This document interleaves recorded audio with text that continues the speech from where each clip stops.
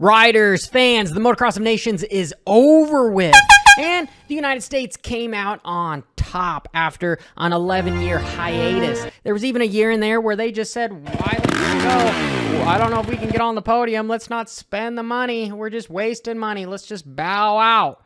So if anyone is tickled shitless that America won, it is me. I've said it in my other videos that I thought America was going to win, but I'm coming at this as more of like an unbiased approach, as just a fan of the sport, not necessarily just the country, right? So I'm getting that off the table, and we're going to banter and go kind of hypothetically, you know, coulda, woulda, shoulda type shit, because that stuff's more fun to talk about anyway than, you know, just a race recap. So if that thumbnail pisses you off, let me know in the comments below.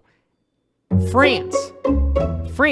Should France have won the Motocross of Nations? Possibly. What were they missing? The catalyst they were missing, or the variable, was Tom Vialle. He wanted to hang out, get ready for Supercross when his country needed him. I really believe that one variable change would have made them a potential killer for the United States.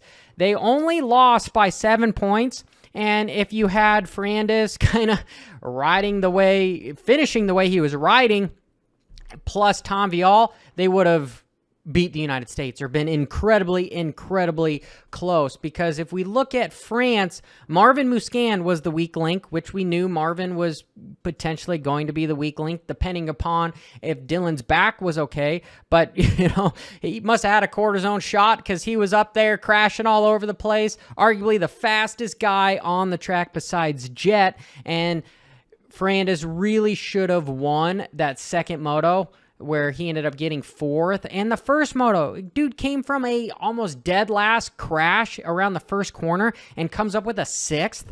Like, come on. France was on something. They were on some gnarly French fries and maybe even some French toast and some French vanilla coffee. And boom, they had it, but they were missing Tom Vialle. If they had Tom Vialle, I say France would have won.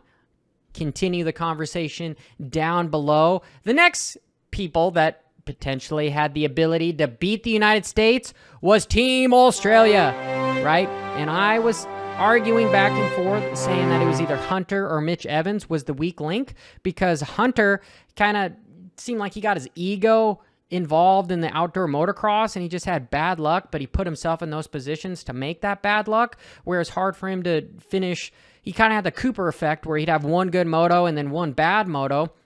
Well, in the results here, or just in the Motocross of Nations, he crashed multiple times, and he even tried taking out Cooper, which I feel was one of those deals where he wanted the overall for the 250 class, which he was close. You know, he got second. Like, the top three teams where they finished, France, Australia, and USA, it's pretty cool that in the majority of the standings, they were 1, 2, and 3 with all the riders. They just had to kind of mix and match. But Hunter was the weak link, okay? And he was 8-10. You know, where did Evans finish here?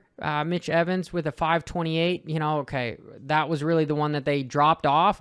But Mitch was the faster of the riders, right? That first moto, he got 5th.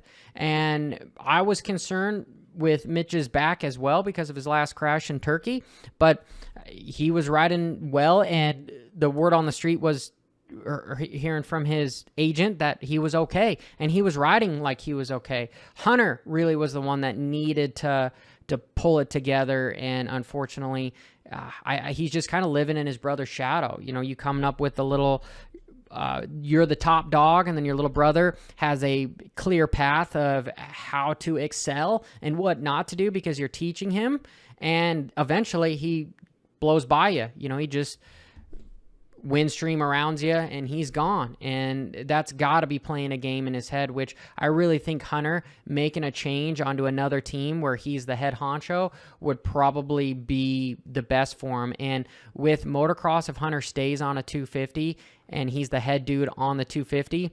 That'll be good for just his headspace where Jet can kind of take over on the 450. But again, they're still going to be in the same pits, and you're going to see your brother having all this success, and it's hard not to just bite your tongue because motocross is incredibly, it's such an egotistical sport, just plain and simple. There's so many people that are involved in it, but it's just one dude, one result. And speaking of that, Team USA with Chase Sexton. I was impressed with Sexton letting Jet bump him in that last moto and just hang out for a second and a third, second best dude overall on the American side. He's the guy that really put his ego aside, which Chase, I feel, has got I've made the joke as far as he's young, dumb, and full of cum because he's 22, 23 years old, but this showed maturity, showed that, hey, he was doing it for his country, and hats off to Sexton. He's definitely the guy to beat going into Supercross. Even though you have Tomac there, this is the guy that is the guy chasing. Tomac's expected to do stuff, but Tomac is really well with pressure. Chase showed in the final round of the Lucas Oil Pro Motocross that pressure kind of got to him just a little bit, but he's learning from that. And Lawrence put his ass on a 450 coming into Supercross is what they need to do. And because the dude he owned everybody, straight up owned everybody on that track. He was the fastest guy on the track. Dylan should have won that second moto and potentially could have been battling with Jet up there if he didn't fall down that first moto. And dude, Maxime Renault, young kid again. He's going to be a favorite for the MXGP coming next year. And Netherlands, they did not have Hurlings. So America was pretty much the favorite, and they proved it. And man, it would have been really bad if America did not win. It's cool to see Australia get on the podium finally, and France, so close, so close. I just feel like they really needed Tom Viall. But let me know in the comments down below if you agree with me. If you disagree with me, let me effing know. Till next time, this is Johnny Evan Hopper.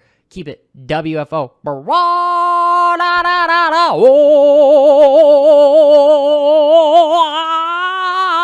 Oh, and I'm giving away that jersey live on my stream this Thursday at noon. Yes, it's for my members and my Patreons. I'll do some more public giveaways, but I said I was going to do that at the end of September, and guess what? It's the end of September.